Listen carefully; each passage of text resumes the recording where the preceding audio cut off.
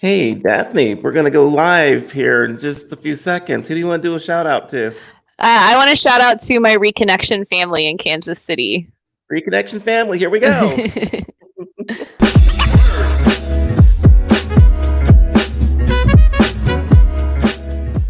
Guys, I am excited to be here again on this awesome Friday. We've got Daphne Moon with us. She's a priestess, a yoga instructor. She's an ecstatic dance facilitator. I got to ask her about that. DJ, spiritual coach. And what we're really going to focus on today is herbalism. And she is an herbalist, and we're going to learn all about that. Daphne, how are you doing today? I'm doing lovely. Thank you so much for having me. Awesome. I have to ask you, tell me a little bit about what an ecstatic dance is. Okay, so an ecstatic dance is a sober, nonverbal, and barefoot dance space. It's intended to be facilitated for you to go into kind of a trance, and it turns into a moving meditation. So the music starts kind of soft and slow, and it builds to this really intense, energetic peak, and then it drops off. And it's intended to evoke emotion and get you moving. And yeah, it's a really beautiful practice. So, what about for us non-dancers? Because I am totally a zero dance guy. What do you do? So really it's just about moving your body. So some people will be doing yoga, some people will be lying on the floor. There's a lot of people who end up beating on the floor and stomping and kicking and that kind of stuff. So it's not about what you look like, it's about what your body feels like moving that energy through and out. Gotcha. So that means even me, the non-dancer, I could just like chair dance if I do Absolutely. It's something. for everyone. All right. You know what? You might be the first person that talks me into actually getting into the mood and dancing because chair dancing works for me. You All should right. try So it. we will. One day we're going to do that. Let's talk about herbalism because everyone knows about herbs, or they've heard of the word herb or herb, depending on where you're from. Mhm. And what is herbalism? What do you do? What's the deal?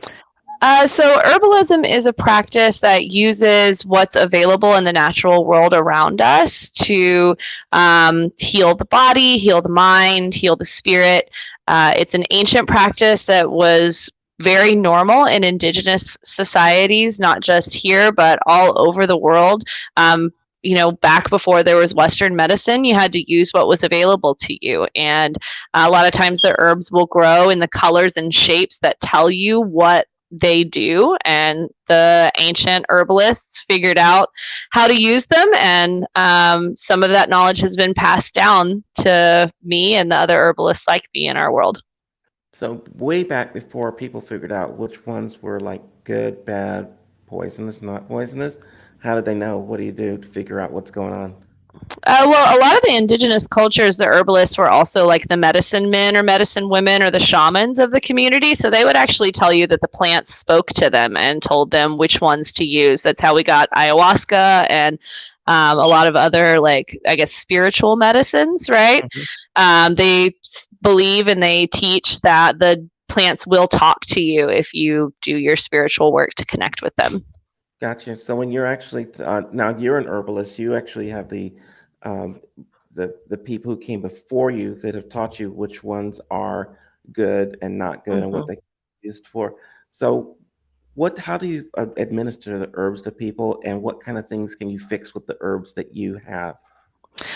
So the main three ways that I administer herbs is either in tea form, in infused honey form, or in tincture form. So you got three different options of how to get the herbs into your system, and they all have kind of pros and cons.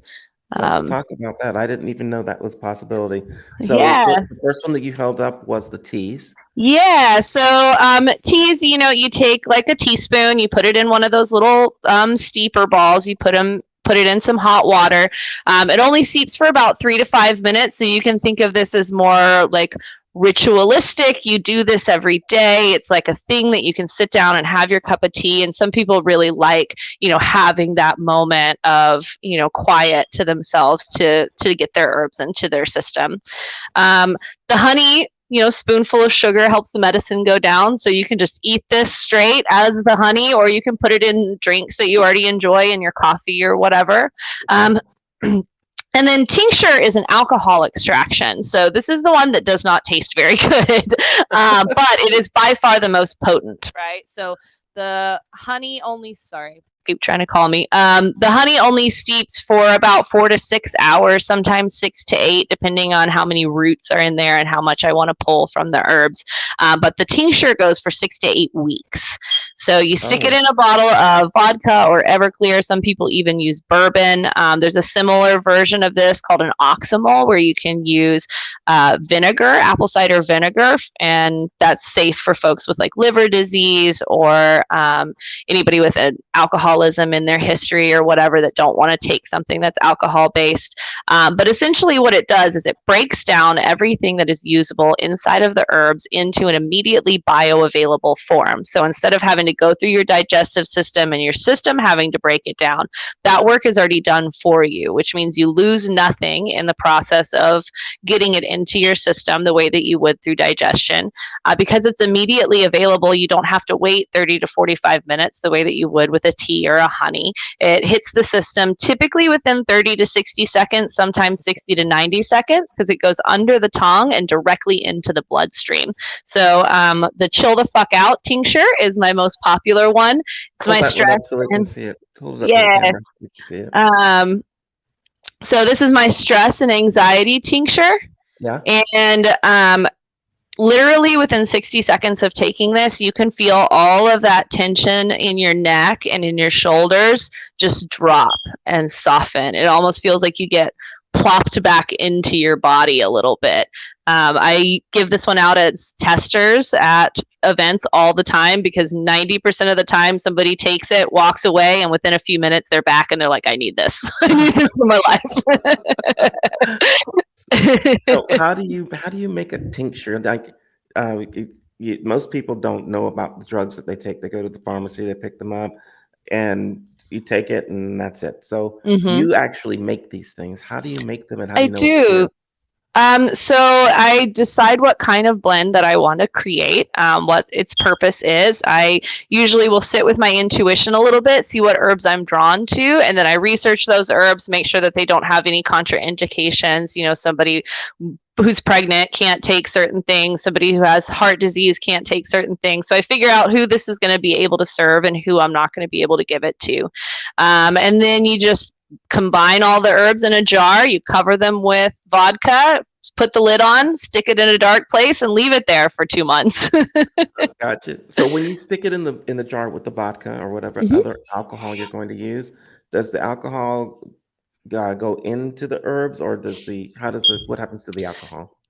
So it's the herbs soak with the alcohol, right? And it is breaking down the herbs over that process. And it's pulling out everything that is usable in the herbs. And then at the end, I have like this big press that I use. So I dump the whole thing into like a cheesecloth bag and stick it in, and then I crank the top of it and it squeezes out all of the liquid, and the liquid is actually what you take. So a dose looks kind of like this. You just fill the dropper up.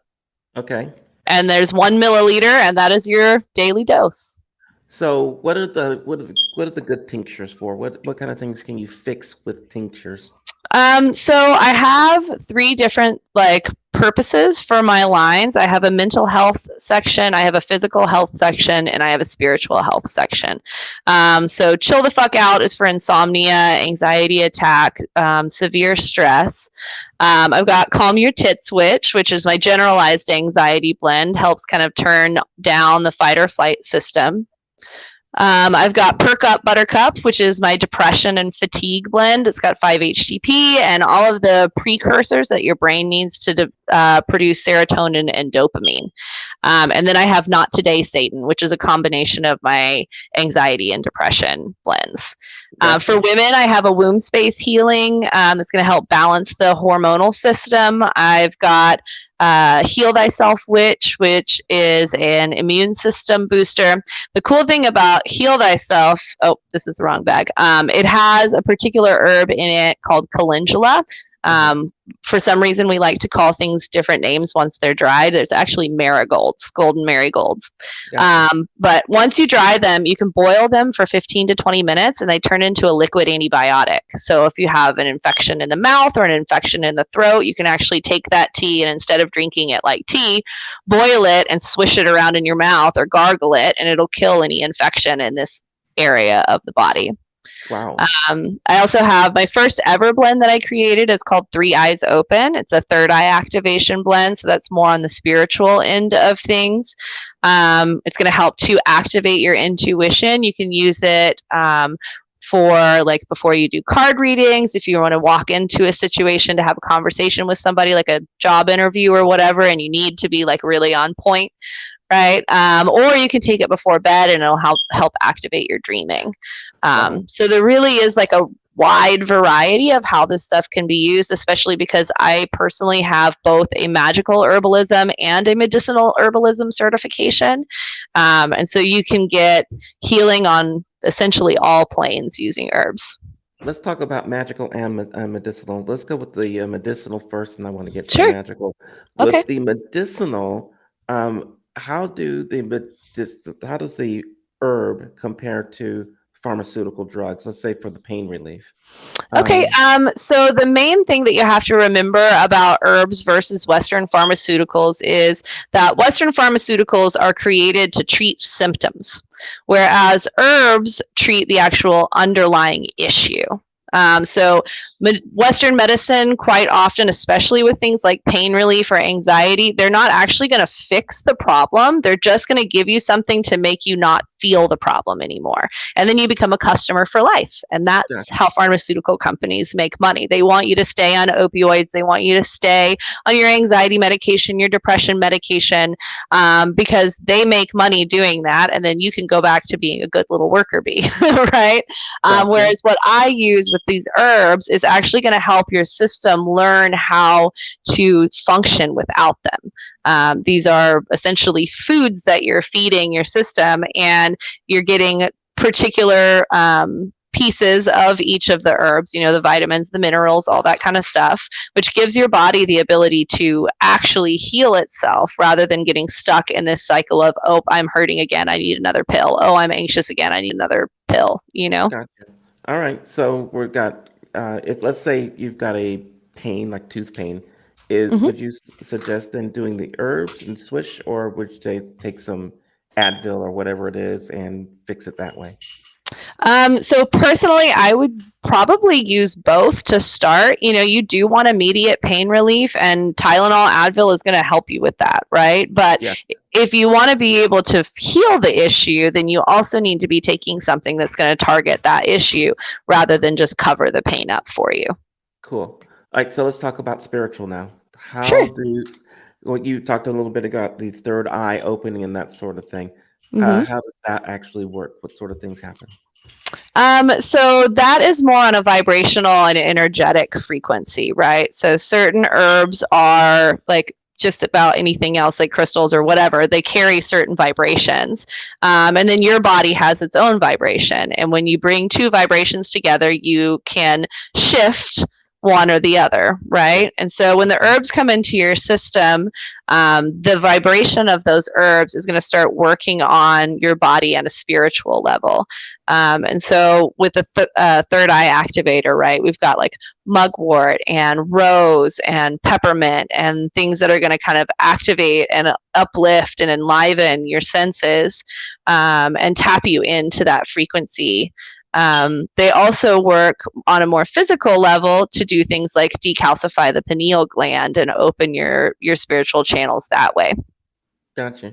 Now, do any of the things work against each other? In other words, if you're taking some of the medicinal, is it safe to still take the spiritual herbs at the same time? Yeah, absolutely. There are very few herbs that like don't work well together. I think that's kind of part of the beauty of this practice is, you know, there's no overdosing. There's no, you know, there's nothing that's going to make you sick.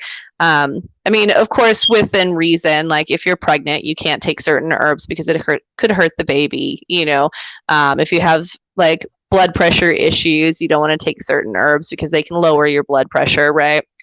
Um, so, you do have to have a little bit of education and research what it is that you're taking, and always let your herbalist know, like, these are the medications that I'm on, these are the issues that I have, so that your herbalist can let you know, like, hey, these are the things you can have and these are the things you can't. Right. And just so people know, you actually have to get certified, or you are certified to make your herbs into tinctures and honeys and stuff like this.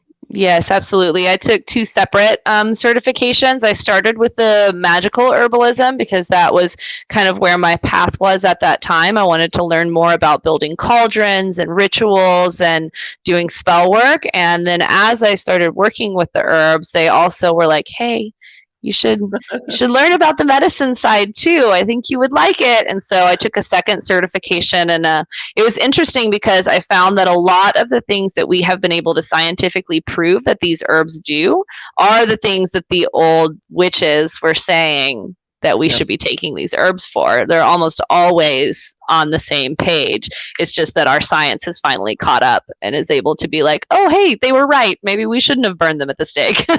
Yeah, maybe not. Back up for 1 second. You just said a cool witch word, cauldron. Everyone, I'm Yes. sure listening goes like, wait, she said cauldron. She's a witch. Mhm. So what is a cauldron and why do you use it?